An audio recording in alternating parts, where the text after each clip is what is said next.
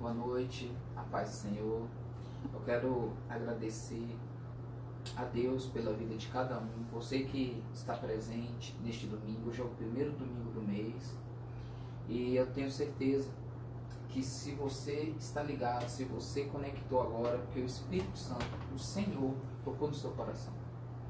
E eu quero agradecer a Deus também pela cada casa, cada família que realizou a ceia. Hoje é o domingo de ceia.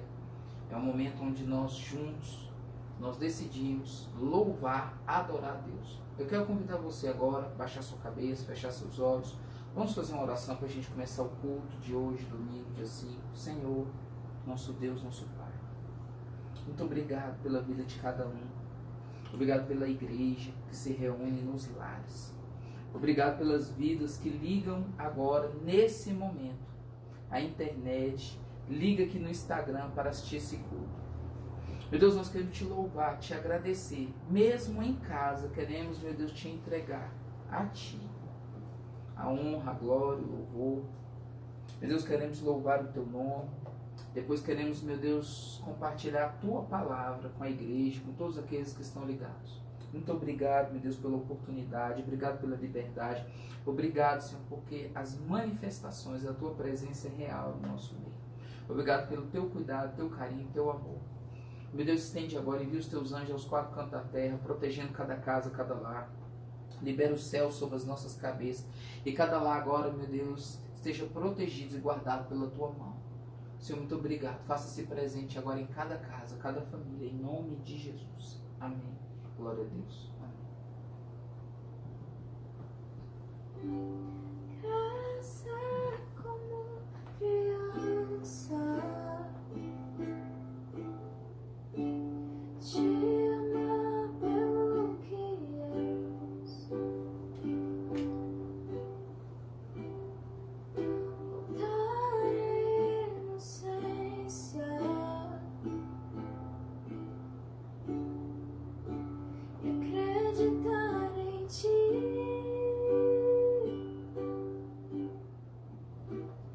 Mas às vezes sou levado pela vontade de crescer.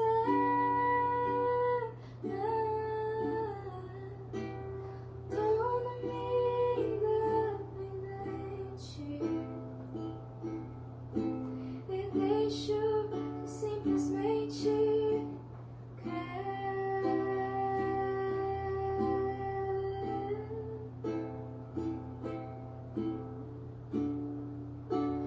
posso viver longe do Teu amor, Senhor. Não posso viver longe do Teu afago, Senhor. Não posso viver longe do Teu abraço, Senhor. Não posso viver longe do Teu amor, Senhor. Não posso viver longe do Teu afago, Senhor. Não posso viver longe do Teu abraço, Senhor. Abraça-me.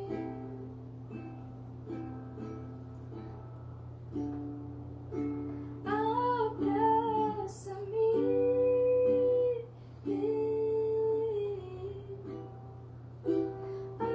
Abraça-me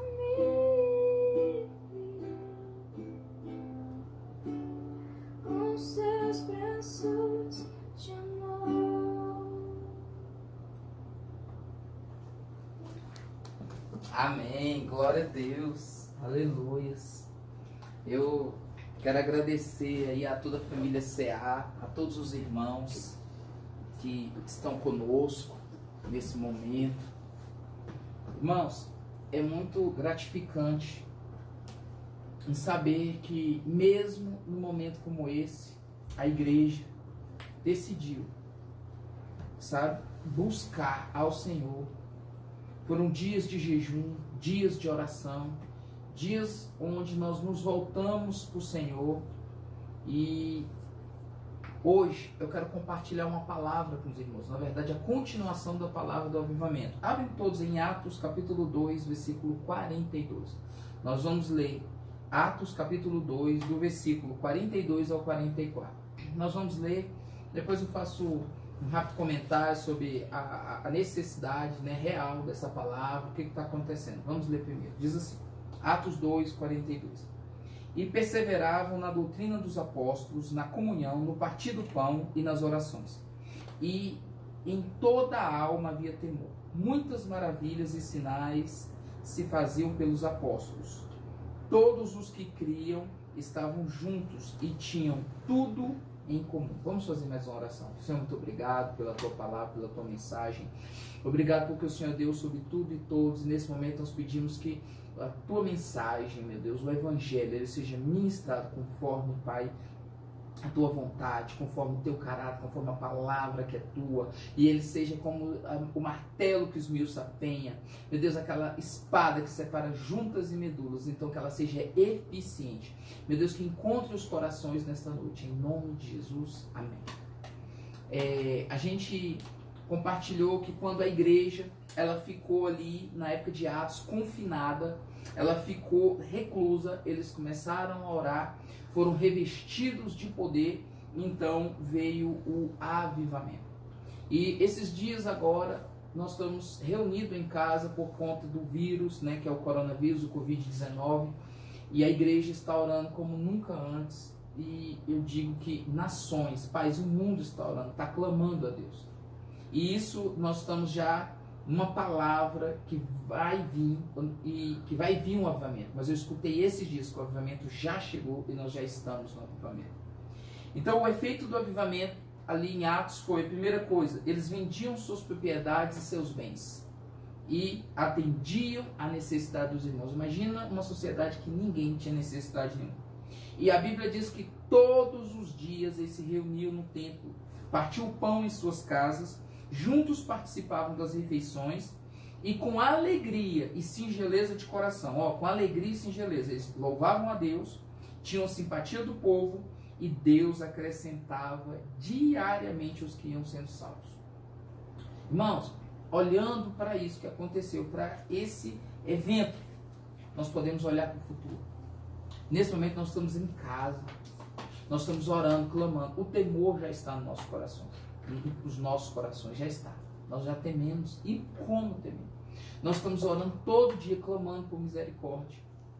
Quando isso tudo passar, irmãos, vai ser uma alegria muito grande experimentar, sabe, as maravilhas, os milagres. E eu creio que o avivamento está às portas. Uma das coisas que foi ministrado na semana passada, no domingo passado, foi a doutrina dos fariseus e a doutrina de demônios. Por quê? Porque nós queremos falar sobre a doutrina dos apóstolos. Lá em Hebreus, capítulo 6, versículo 1 e 2, diz assim: portanto, deixemos-nos os ensinos elementares a respeito de Cristo e avancemos para a maturidade, sem lançar novamente o fundamento do arrependimento de atos que conduzem à morte, da fé em Deus, da instrução a respeito de batismo, da imposição de mãos, da ressurreição de mortos e do juízo eterno. Quando o escritor de Hebreus, ele escreve sobre isso aqui, ele está falando que havia algo que era básico. Lembrando que ensino, a doutrina, ensino, e apóstolo significa missionário. A gente precisa deixar isso claro. E quando nós lemos o capítulo 3, o capítulo 4 de Atos, quando nós aprofundamos na doutrina dos apóstolos, ou seja, no discurso, naquilo que eles pregavam, nós entendemos que o escritor de Hebreus, quando ele escreve isso aqui, ele está falando de uma doutrina. Essa doutrina, ela tem um resumo, eu vou resumir ela é 5 pontos, que é o arrependimento de obras mortas, que é a fé em Deus, o ensino de batismo, a imposição de mãos e a ressurreição de mortos e juízo eterno. Essas 5 doutrinas, elas resumem muito a doutrina dos apóstolos. Então, por que na semana passada nós falamos sobre a doutrina de demônios e a doutrina de fariseus, que primeiro nós precisávamos dizer o que não é. Assim como Jesus falou que o reino de Deus não é comida nem bebida, a gente também tinha que falar que a doutrina dos apóstolos não era dos fariseus, nem a doutrina de demônios. Mas o reino de Deus é justiça, paz e gozo no Espírito Santo. Então hoje eu quero falar sobre a doutrina dos apóstolos. E para eu falar da doutrina dos apóstolos, eu gostaria que você abrisse em Mateus capítulo 5, versículo 1. Enquanto você abre lá em Mateus capítulo 5, versículo 1, eu quero falar como nós vamos falar de algo. Nós vamos voltar mais atrás. Então, quando nós queremos determinar, vamos dizer assim, a árvore, nós olhamos para o fruto. Mas a semente também, ela vai falar da árvore. Então, o que nós vamos fazer? Nós vamos verificar a estrutura da doutrina, nós vamos estudar a doutrina dos apóstolos. Nós vamos mais fundo ainda. Mas antes de eu ministrar, eu tenho que fazer 3 perguntas daquilo que o Senhor colocou no meu coração essa noite. Que às vezes você está aí assistindo, você fala assim, pastor, o que eu deveria hoje refletir interiormente antes de começar a palavra? É o que eu vou perguntar agora. Mas vamos ler primeiro Mateus capítulo 5, versículo 1. Diz assim: vendo as multidões, Jesus subiu ao monte e se assentou. Seus discípulos aproximaram dele e ele começou a ensiná-los, dizendo. Então, para eu falar da doutrina dos apóstolos, eu preciso aprofundar na doutrina de quem? De Cristo. Falar sobre o ensino de Jesus. Então, a doutrina dos apóstolos, na verdade, é o ensino de Jesus. Eles sabem o que Jesus ensinou. Então, nós estamos indo na raiz, nós estamos indo na semente, indo no Gênesis mesmo do ensino. O que Jesus ensinou aos discípulos de maneira tal que eles depois foram doutrinar. Mas antes eu quero fazer a primeira pergunta de reflexão dessa noite para a gente começar a falar sobre essa doutrina de Cristo, que é a doutrina dos apóstolos. A primeira pergunta é: por que devemos chamar Jesus de Senhor se a gente não obedece? Na prática, todos deveríamos ser servos obedientes. Mas muitas vezes nós chamamos Jesus de Senhor, mas a gente não obedece. Segunda pergunta de reflexão: por que queremos conhecer a lei de Deus, os mandamentos do Senhor e a sua palavra, se não estamos dispostos a seguir Jesus? Na prática, todos deveríamos ser seguidores de Cristo. Porque às vezes a gente sabe, conhece, mas não segue. Não segue a palavra, os ensinamentos. Terceiro, por que dizemos que o Senhor é o nosso pastor, se não permitimos ser apacentados? Na prática, deveríamos ser ovelhas do Senhor. Antes de começar tudo, o Senhor colocou no meu coração, numa dessas madrugadas, de perguntar isso. Por quê? Porque talvez o seu coração não estivesse aberto. Talvez você ia ouvir o que eu falasse aqui como uma mera informação. É um mero informativo. E depois que a palavra terminasse, ia aparecer aquele rapaz que se olha no espelho, contempla a sua face, vai embora e se esquece. Você não pode perder de vista, você não pode esquecer o que vai ser dito a partir de agora. Você tem que fazer uma decisão pessoal de ouvir a doutrina de Cristo, que é a doutrina dos apóstolos, e decidir seguir, decidir obedecer e decidir ser apacentado, pastoreado. Ou seja, ir para a prática do Evangelho. Amém? Então, primeira parte da doutrina eu quero falar sobre arrependimento de obras mortas. A palavra de hoje, ela vai se resumir em uma única palavra: arrependam-se. Eu quero dizer arrependam-se. E que obras são essas que a gente pratica que deve haver um arrependimento? Então, nós vamos seguir o ensino de Jesus. Então, quando Jesus ele se assenta, os discípulos se aproximam e a multidão vem, Jesus começa a ensinar o Sermão da Montanha. Logo no início, ele vai dizer algumas coisas que é a matéria da palavra de hoje. Mateus capítulo 5, versículo 21. Eu quero pedir para que você deixe a Bíblia aberta em Mateus capítulo 5. Nós vamos ler do 21 ao 26, que é primeiro arrependam-se, né? Que arrependam-se da ofensa, do xingamento e dos homicídios. Vamos lá. Mateus 5, 21 diz assim: vocês ouviram o que foi dito aos seus antepassados: não matarás. E quem matar estará sujeito a julgamento. Mas eu lhe digo que qualquer que se irá contra seu irmão estará sujeito a julgamento. Também qualquer que disser a seu irmão: raca, será levado ao tribunal. E qualquer que disser louco, corre risco de ir para o fogo do inferno. Portanto, se você estiver apresentando a sua oferta diante do altar e ali se lembrar de que teu irmão tem algo contra você, deixa a sua oferta ali diante do altar e vá primeiro reconciliar-se com seu irmão. Depois volte e apresente a sua oferta. Entre em acordo depressa com seu adversário, que pretende levá-lo ao tribunal. Faça isso enquanto ainda estiver com ele a caminho, pois, caso contrário, ele poderá entregá-lo ao juiz e o juiz ao guarda. Você poderá ser jogado à prisão e eu lhe garanto que você não sairá de lá enquanto não pagar o último centavo. A palavra aqui é para que você não deixe de perdoar. Primeira coisa, você nunca pode deixar de perdoar. Você precisa perdoar e aprender a lidar com os relacionamentos. Então, o Senhor está falando o seguinte: dentro de um relacionamento, caso houver uma desavença, um problema, busque a reconciliação depressa, rápido. Por quê? Porque a ofensa, ela tem uma evolução. E a evolução da ofensa, ela é perigosa. Jesus, ele falou de forma invertida. Ele começou no homicídio, depois ele começou a falar de raca, que significa vil, idiota, e depois ele foi pro louco, que já estava determinando ali a questão do fogo do inferno. Inclusive, a pessoa que mais falou de inferno foi Jesus. Talvez você não tenha conhecimento, mas Jesus foi uma das pessoas que mais falou de inferno. E o que isso quer dizer?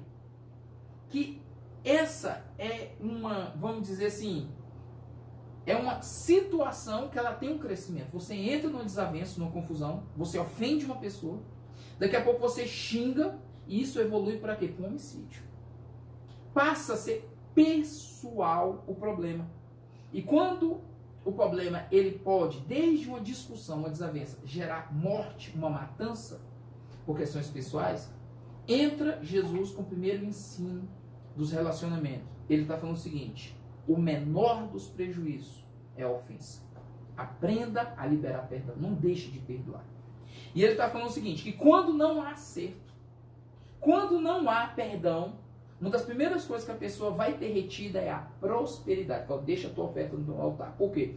As coisas do altar são retidas. Enquanto não há acerto, tudo que vem do altar, a bênção do altar, ela é retida. Paz, prosperidade financeira, prosperidade no casamento, saúde, tudo que sai do altar, ele é retido.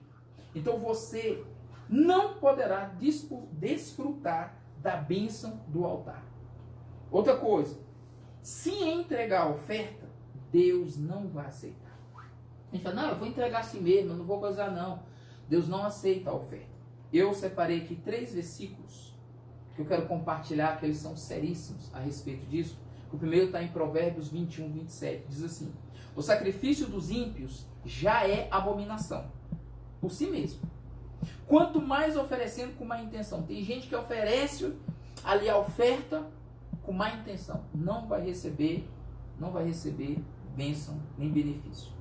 Provérbios 21, 3. Diz assim: fazer o que é justo e certo é mais agradável ao Senhor do que oferecer sacrifício. E o que é justo e certo? Vai lá e reconcilia com o teu irmão. Vai lá e se acerta. Enquanto alguém tiver algo, se você tiver uma situação mal resolvida, a Bíblia está falando que as coisas são retidas. Você não pode sequer ofertar, que é um direito a oferta. 1 João, capítulo 2, versículo 9, fala assim: quem afirma que está na luz, mas odeia seu irmão, continua nas trevas. Sabe o que isso aqui está dizendo? Que uma atitude de pessoas que não se reconciliam lembra de Caim.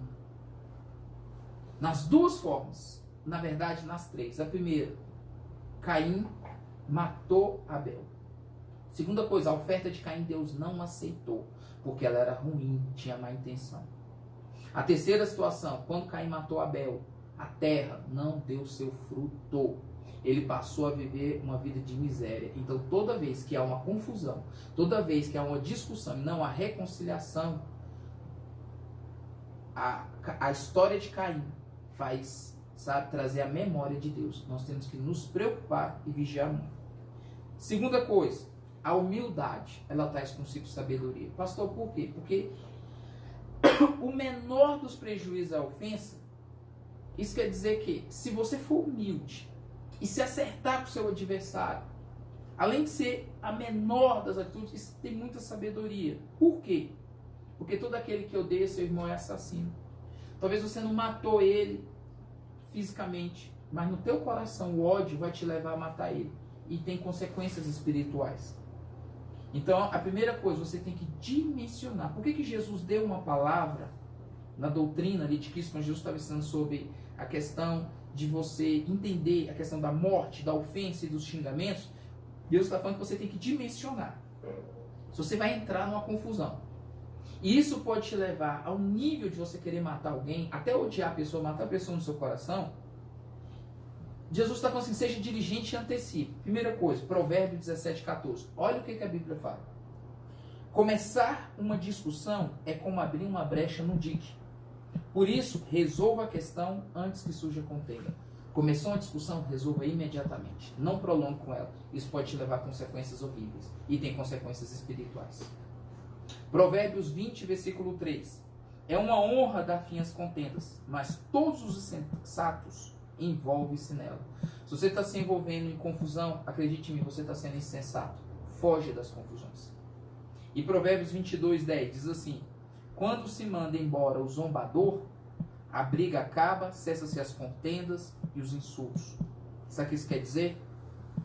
Que se você não resolver um problema, não resolver a contenda, o sangue de Jesus vai clamar como o sangue de Abel. A Bíblia fala que o sangue de Abel clamava da terra, justiça. Quando você não se acerta com seu irmão, quando você não perdoa, quando você não liquida a confusão, o sangue de Jesus clama por justiça. Por isso você não tem o benefício do altar. Sério, então qual é a palavra? Arrependa-se, arrependa das confusões, arrependa do xingamento, arrependa das ofensas, arrependa-se de querer matar as pessoas no teu coração. Como é que nós vamos falar de avivamento? Se dentro da sua casa, dentro do seu coração, dentro da sua vida, você guarda rancor, você não perdoa e não reconcilia. Como é que você quer os benefícios do altar? Como é que você quer viver o melhor de Deus se você não é capaz de obedecer uma das primeiras coisas que Deus ensinou? Por isso que o Senhor na madrugada falou comigo sobre essas 3 reflexões. Essas 3 reflexões são seríssimas. Segunda coisa, vamos lá, Mateus 5:27. Arrependa-se do adultério. Uma das coisas que eu acho interessante no ensino de Cristo é porque ele informa, depois ele instrui e prepara. Jesus tem uma sabedoria extraordinária, porque quando você tem informação, não quer dizer que você sabe lidar com o problema. Mas quando você tem a instrução, você aprende a lidar com o problema, como ele é. Então, olha o que Jesus fala em Mateus 5:27. Diz assim: vocês ouviram o que foi dito, não adulterarás.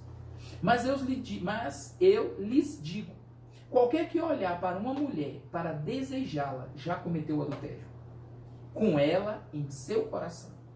Se o seu olho direito te fizer pecar, arranque-o e lance-o fora. É melhor perder uma parte do seu corpo do que ser todo ele lançado no inferno. E se sua mão direita o fizer pecar, corte-a e lance-a fora. É melhor perder uma parte do seu corpo do que todo ele ir para o inferno. A palavra aqui, ela é para retirar a má intenção do teu coração. Então Jesus, ele estabelece a lei e depois ele aprofunda na lei e ainda dá algumas instruções de como sair, como resolver o problema. Então, se você é uma pessoa má intencionada, se você tiver uma oportunidade de pecar e você pecar, isso é má intenção. Se você tiver a oportunidade de errar, de pecar, de adulterar e você fala, jamais farei isso, isso não é má intenção. Isso não é má intenção. A má intenção é, se eu tiver oportunidade, eu faço, eu pego. Então, isso te condena, isso faz com que você torne pecador nessa área. Porém, a Bíblia está falando, ou seja, Jesus está explicando, que nós não podemos negociar com o pecado. Ou seja, há uma intenção humana de negociar com o pecado. De você manter um namoro com o pecado. E Jesus está falando o seguinte, seja radical. Aquilo que te faz pecar, corte, arranca, tire da sua vida. Em outras palavras, traduzindo, se é internet, corta, se é computador, tira, se é celular, arranca, faça um jejum. Ou seja, não negocie com o pecado. E a palavra é, aprenda a sujeitar a sua carne. O adultério, ele existe por causa de algumas brechas. E a primeira dela, eu quero falar qual é. A insatisfação. A insatisfação, ela é uma brecha.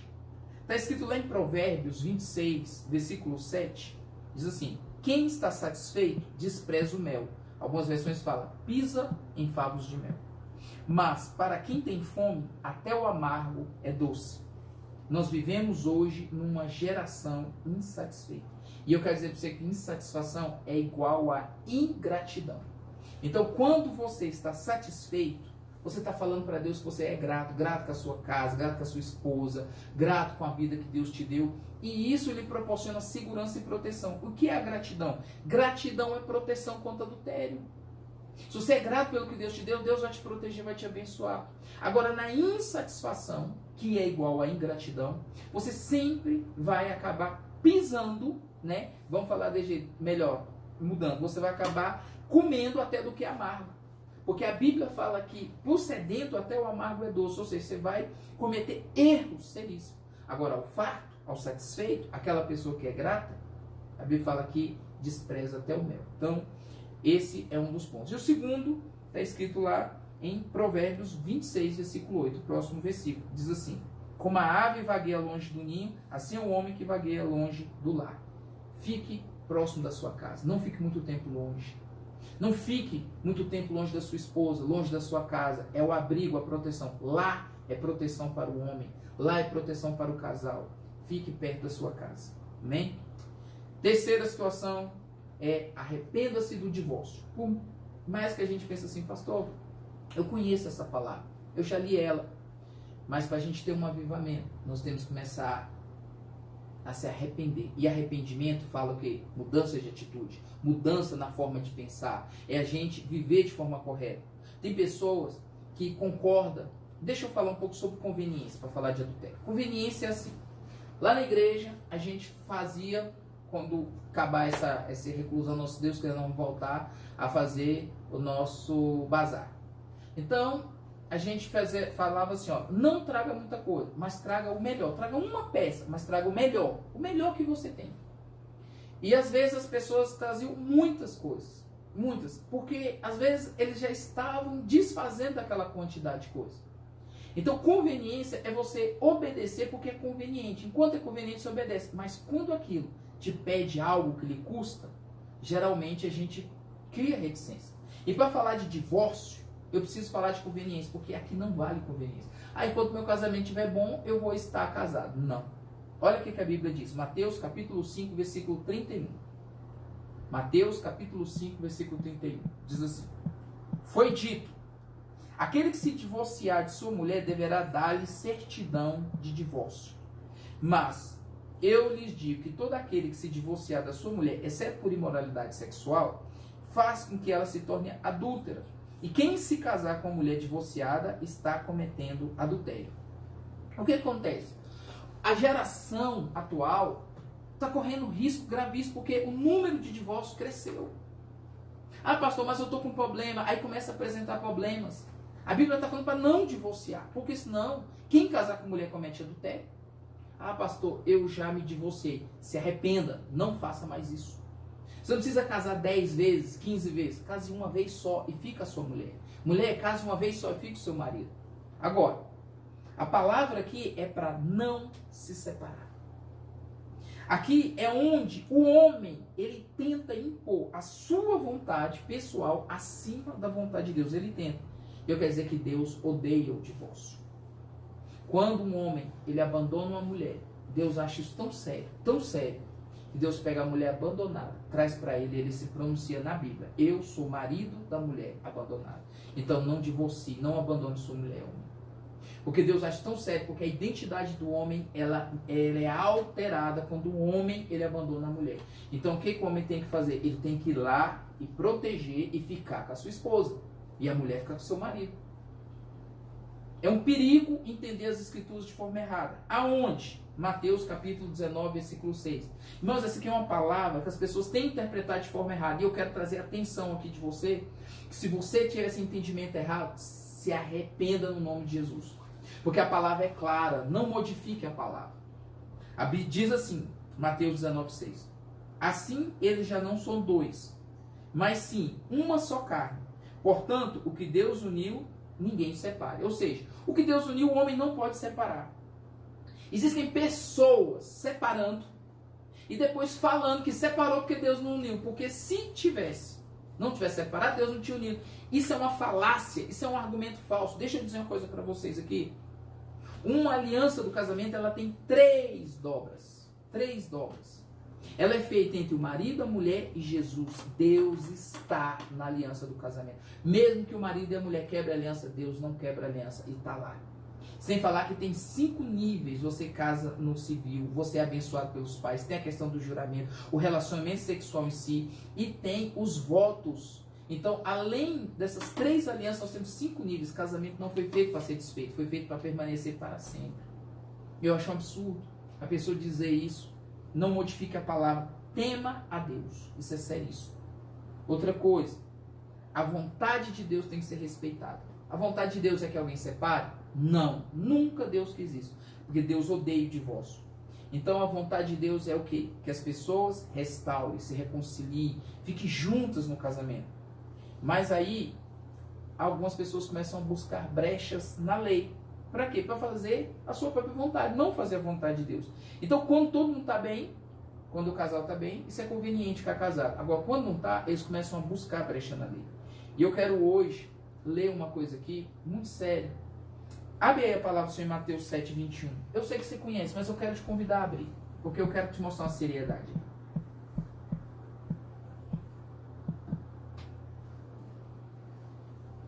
Às vezes você acha que Deus consente com o divórcio. E eu quero te falar que o avivamento, ele vem quando a doutrina dos apóstolos, ou melhor, a doutrina de Cristo, ela começar a ser obedecida. E Deus está falando para não separar, e tem gente separando. Eu quero que você pare. Tire esse pensamento da sua cabeça. Eu vou arrancar a brecha agora. Olha o que a Bíblia fala em Mateus 7, 21. Diz assim: nem todo aquele que me diz Senhor, Senhor entrará no reino dos céus, mas apenas aquele que faz a vontade do meu Pai que estás no céu. Se a vontade de Deus é que você permaneça casado, Jesus falou para não separar. Deus falou para não separar. Quem falou de separação? Foi homem. Homem que fala de separação. Nem Deus, nem Jesus nunca falaram. A vontade de Deus é que o homem permaneça casado. E a pessoa busca fazer a vontade pessoal, particular, ou seja, não faz a vontade de Deus. A Bíblia está falando que só vai entrar no reino dos céus quem faz a vontade de quem? De Deus. E se a vontade de Deus não é essa, isso parece muito com a bebida. Tem gente que, mas a Bíblia fala que eu posso beber. Não. Ele fala que a vontade de Deus é que você se encha do Espírito Santo. As pessoas que estão procurando brecha para pecar, não faça isso. Procure fazer a vontade de Deus. No reino dos céus vai entrar quem faz a vontade de Deus. Vamos lá, Mateus 5,33. Vamos falar sobre arrepender de juramento. Mateus capítulo 5, versículo 33. Arrepender-se de qualquer juramento. Por quê? Porque às vezes a gente joga as palavras no vento. A gente não pensa que Deus está lá em cima e a gente está aqui embaixo. E eu quero falar... Não, deixa eu ler e depois eu falo o que é um juramento. Mas vamos lá. Mateus 5,33 diz assim: vocês também ouviram o que foi dito aos seus antepassados. Não jure falsamente, mas cumpra os juramentos que você fez diante do Senhor. Mas eu lhes digo, Jesus está falando, não jure de forma alguma. Nem pelo céu, nem pelo céu, porque é o trono de Deus. Nem pela terra, porque é a estrada dos seus pés. Nem por Jerusalém, porque é a cidade do grande rei. E não jure pela sua cabeça, pois você não pode tornar branco ou preto nem um fio de cabelo. Seja o seu sim, sim, e o seu não, não. O que passar disso vem do maligno. A procedência maligna, ela começa quando você começa a falar demais, prometer demais, jurar demais. Então a palavra aqui é retirar toda procedência maligna.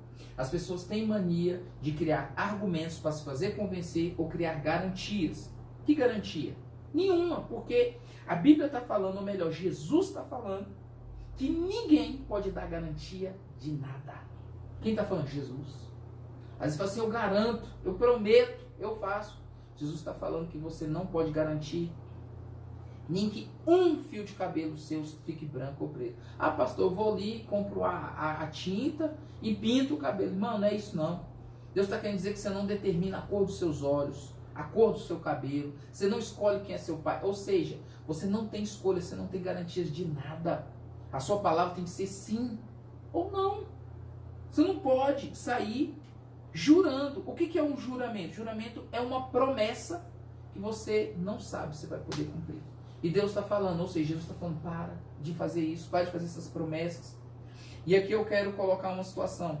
As palavras, elas devem ser poucas. Por quê, pastor?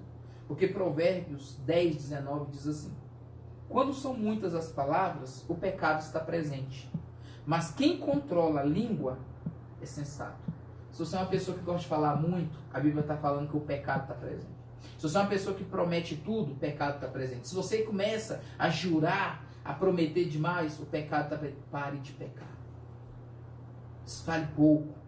Seja sim, sim, não, não. Se você está desfalando algo que você não está cumprindo, se arrependa também. Se arrependa.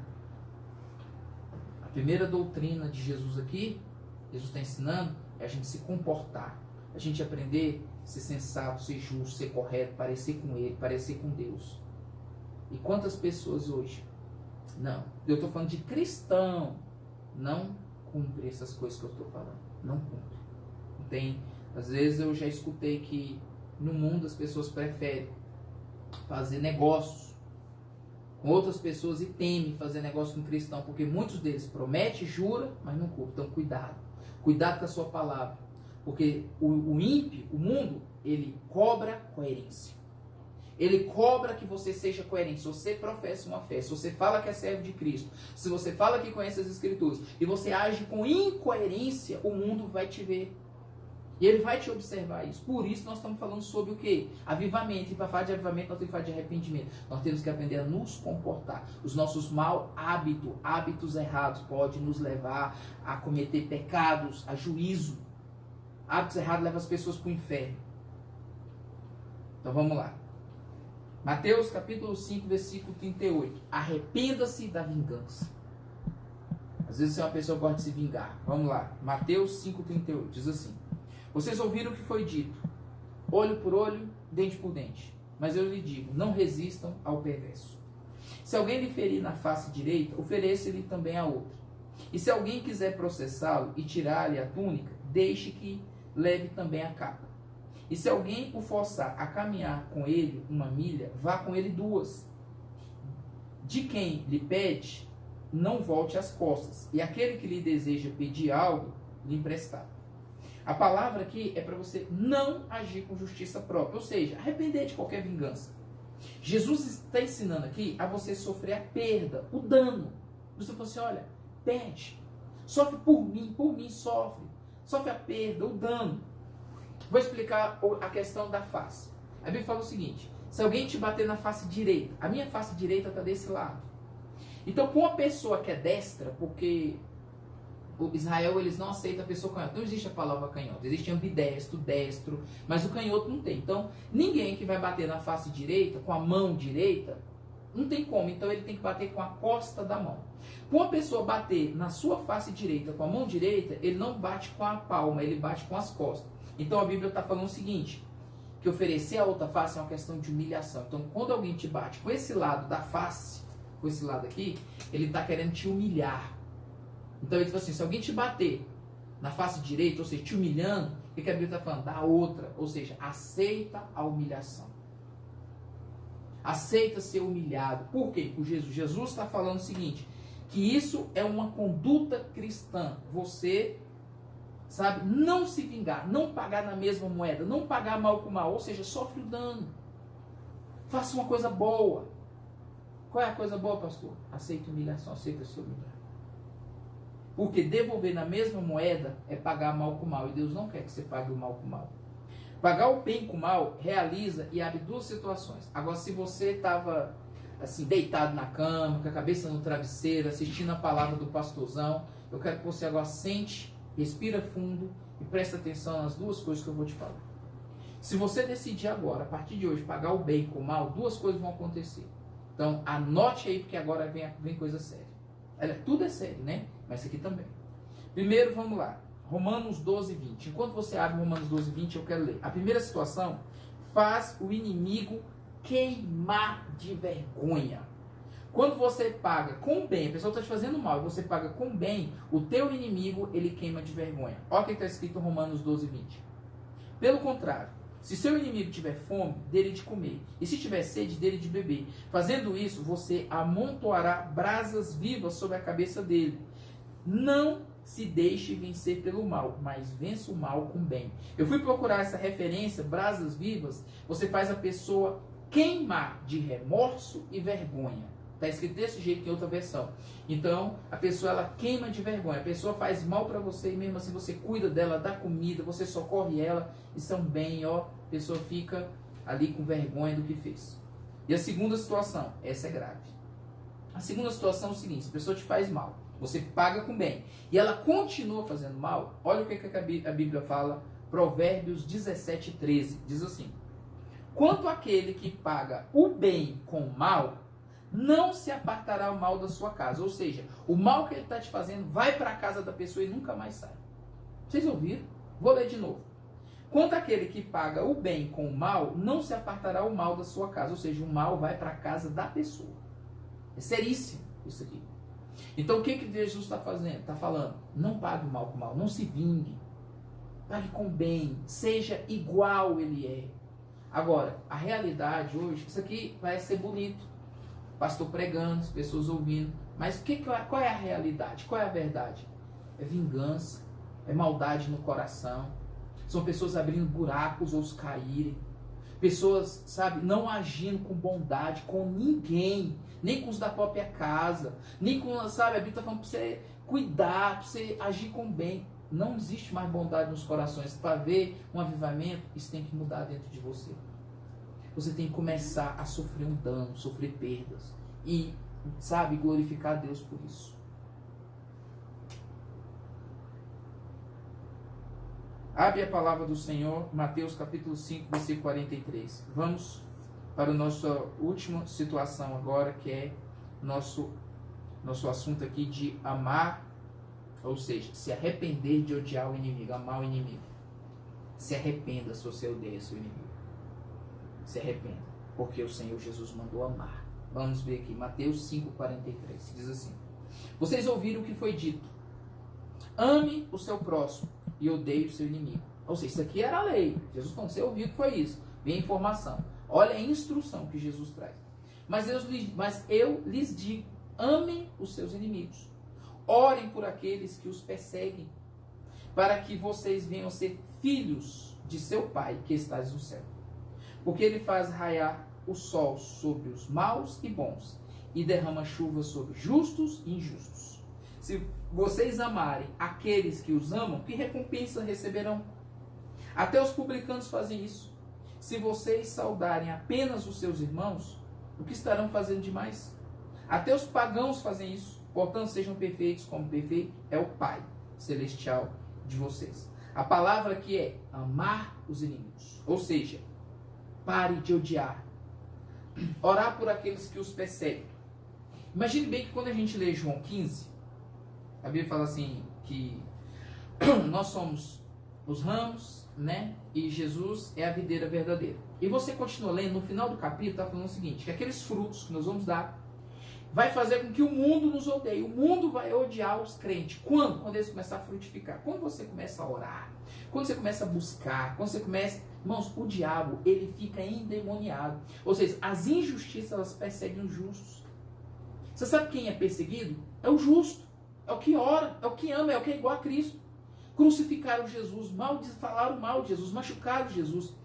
Perseguiram Jesus. Não vão perseguir você? Quem quer andar nos mesmos passos, quer fazer igual? Então, os frutos, eles trazem o ódio do mundo. Então, o que acontece? Quando você é perseguido, o que você tem mania? De odiar as pessoas. Só que tem um espírito por detrás. E a Bíblia está falando o seguinte, que você precisa amar ele, aquela pessoa que está fazendo mal para você, e orar pelo aquele que está te perseguindo. Então, a primeira coisa que nós vamos entender é que a repreensão é uma das formas de você ganhar inimigo. Talvez você não tenha inimigo, E você vai falar assim, pastor, eu fui repreender ali a pessoa e acabei foi ganhando inimigo. Pois o inimigo é uma pessoa falsa que quer ser o mal. E alguns invejosos torcem para o seu fracasso também. E a Bíblia fala lá em Provérbios 27, versículo 4 e 6, diz assim: o rancor é cruel e a fúria é destrutiva, mas quem consegue suportar a inveja? Melhor a repreensão feita abertamente do que o amor oculto. Quem fere por amor mostra lealdade, mas o inimigo multiplica beijos. Quando você repreende uma pessoa, quando você manda a pessoa, por exemplo, ali, agir de forma correta, se a pessoa não é de Deus, ele vai te odiar, vai te perseguir. Você vai ganhar inimigo. Agora, a Bíblia está falando uma coisa interessante, que quem repreende abertamente é leal. É leal. Mas a Bíblia também fala que o inimigo, ele fica ali com bajulação, te mandando beijos. Então, o que nós temos que aprender? Que para você ser filho de Deus, ou seja, ser perfeito como Deus é, você tem que amar o seu inimigo e orar por quem te persegue. Lá em 1 João, capítulo 1, versículo 12, diz assim: contudo, aos que receberam, e aos que creram em seu nome, Deus e poder de serem feitos filhos de Deus. Talvez você aceitou Jesus, levantou a mão, a Bíblia fala que você teve o direito de ser filho de Deus. Mas a Bíblia está falando aqui também, pelo ensino de Jesus, que se você amar o seu inimigo e orar pelo aquele que te persegue, você vai ser filho de Deus. Como assim, pastor? Então, naquele dia que você levantou a mão, aceitou Jesus, você recebeu o direito de ser filho. Mas quando você ora por quem te persegue, quando você ama o seu inimigo, você se torna. Você entendeu? Você tem o direito, mas você se torna quando você age igual Jesus agiu. Igualzinho Jesus, igual, sabe? Os homens de Deus têm que agir. Pastor, isso é muito difícil. Meu Deus do céu, como é que a gente vai fazer? Isso é a chave do avivamento. Sabe por que a Bíblia diz que eles, com singeleza do coração, louvavam, caía na graça da comunidade de Deus, a cada vez acrescentava mais os que iam sendo salvos? Porque eles agiam nessa doutrina aqui. Eles agiam na doutrina que Jesus ensinou. Essa doutrina dos apóstolos, ela é a doutrina de Cristo. E eu quero fechar a palavra de hoje lendo Mateus 7, 28. Abre comigo Mateus capítulo 7, versículo 28.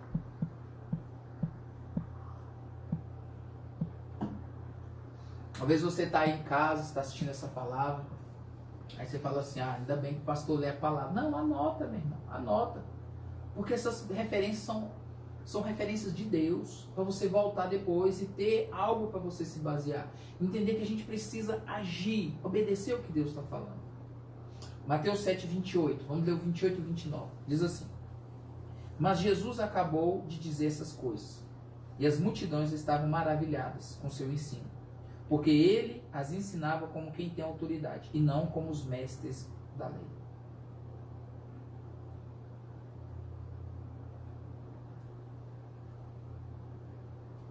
Estou procurando aqui, irmãos, vou achar. Achei. Os mestres da lei, eles tinham a doutrina dos fariseus. Jesus, quando ele ensinou como autoridade, ele tinha a doutrina do céu. Ele aprendeu diretamente com Deus. A Bíblia fala que ele não ensinava nada de si mesmo, ele não falava nada de si mesmo, ele não se pronunciava nada de si mesmo. Ou seja, ele fazia o que viu o Pai fazer. Deus ensinou ele. E Jesus ensinou os apóstolos, e os apóstolos, viveram isso na prática, assim como Jesus também na prática ensinou. A autoridade, ela vem quando a gente procede com coerência. Um avivamento está por vir. E na verdade nós já estamos dentro dele, nós estamos orando. Mas essas coisas que eu acabei de citar aqui, essa palavra que está no coração de Deus, que Jesus ensinou ali no princípio do Sermão da Montanha, ele muitas vezes não é cumprido, ele não é vivido na prática. E isso atrapalha o avivamento. Porque nós precisamos da simplicidade do Evangelho. Pastor, isso é muito bonito no teórico. Não, ele é bonito na prática. Ele é bonito na prática. As marcas de Cristo estão na mão e nos pés dele. As pessoas, quando vivem isso, quando elas vivem o Evangelho, elas ganham autoridade para poder falar disso. Humilhação traz autoridade. Humildade. Essas marcas, elas nos dão condição de falar disso hoje. Eu quero convidar você a orar. Porque esse é o primeiro tópico que eu estou falando. Dentro da doutrina de Cristo, arrependimento de obras mortas. E nós vamos ter, próxima semana, nós vamos falar sobre, sabe, doutrina de batismos. Eu vou ver a seriedade do que é isso. Mas eu quero convidar você a colocar a mão no seu coração, porque talvez você nunca foi preparado para viver o Evangelho. Ninguém nunca falou que você tem que viver na prática. E hoje eu quero orar para que você viva isso na prática. Para que você não se separe. Sabe, para que você não adultere. Para que você não tenha que matar ninguém, xingar ninguém. Para que você não tenha que deixar de ofertar por alguma coisa errada. Para que você não tenha que odiar o seu inimigo. Para que você não tenha que ficar jurando falsamente, argumentando para convencer as pessoas, para que você tenha um nome que Deus te dê, para que você venha ser filho do nosso Deus, do nosso Pai. Ore comigo. Senhor, meu Deus, meu Pai, eu oro por todos que estão neste momento me ouvindo. Que o Senhor nos ajude a cumprir a Tua palavra. Que venha a unção, que venha a simplicidade, que venha o amor, a capacitação. Que o Senhor nos ajude a viver o Evangelho a cada dia, na prática. Meu Deus, o avivamento já chegou, nós temos orado, nós estamos cheios de temor. Não queremos, meu Deus, que haja incoerência naquilo que a gente fala e naquilo que a gente vive. Então, meu Deus, vai retendo agora, entra com providência divina nos lares, entra com a Tua autoridade, vai colocando as coisas no lugar. Vai levando o Teu povo a viver um Evangelho simples e genuíno. Te louvo e te agradeço por tudo, por esta mensagem, por esta palavra. A presença do Senhor é forte aqui e que essa presença chegue na tua casa, no teu lar. Que Deus te abençoe, ótima noite e que o Senhor cuide de você e de sua família.